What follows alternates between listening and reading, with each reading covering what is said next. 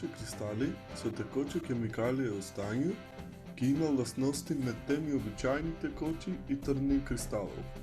Tekoči kristali se lahko teče kot tekočina, vendar molekule je lahko usmerjeno v kristalno podobnega načina. Molekule tekoči kristali je mogoče natančno uskladiti pod vplivom električnega polja, kot je podobno kot način kovinski ostružki postrojitev na področju magnet. Če so pravilno uskladiti, tekoči kristali omogoči prehod svetlobe.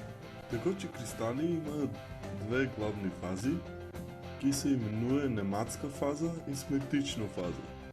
Ko so molekule kiralni in v nematski fazi, sami organizirajo se v močno zavite strukture, ki se pogosto odražajo vidno svetlobo v različnih živih barv, ki so odvisni od temperature. Nematska faza je značilna molekule, ki nimajo pozicijski red, temveč kažejo v isti smer. V simetrično fazo se tekoči kristali tako položajno razvrščeno vzdolž ene smeri. Če zoomirate na monitorju, ki ga uporabljate za gledanje videa, bi videli na tisoče majhne rdeče, zelene in modre pikice. Trije teh združeni tvorijo en slikovni element, piksel.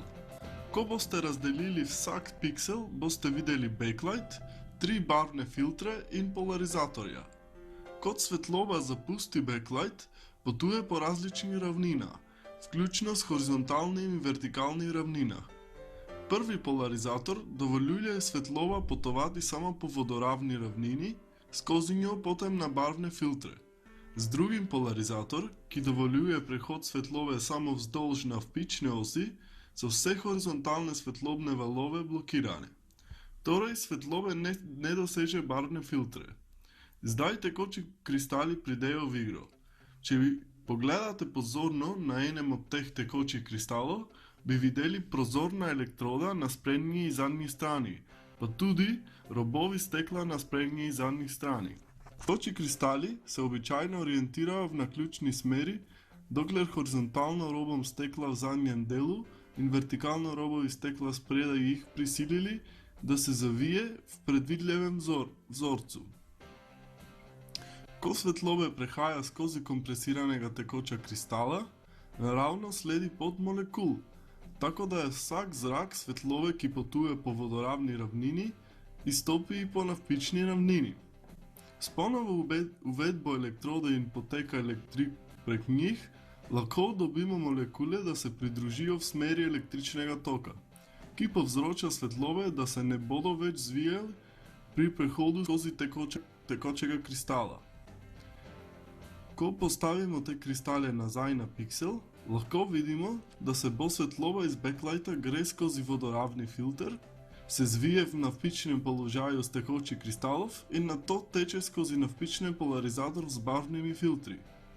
Vendar, če se vključimo v elektrodah, se svetlobe ne zvije ter ustavi na navpični polarizator.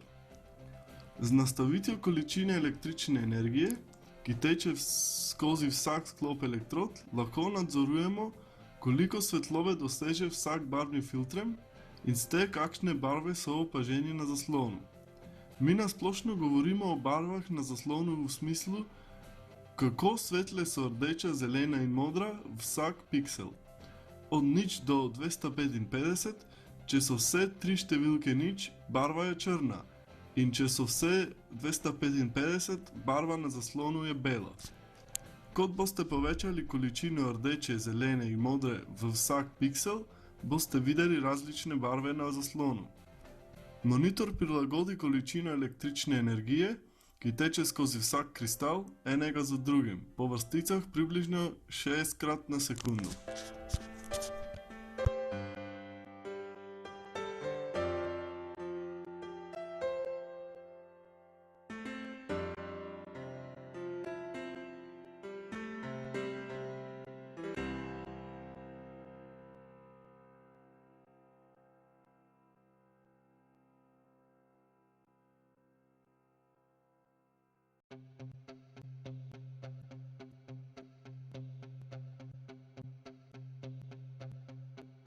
Razliko med LCD in LED.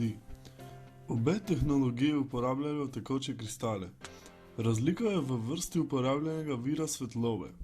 Нормално LCD-TV употребља CFL, али и чатофлуоресцентно сјалко, код вир светлове и светлове гре скози различни дифузори.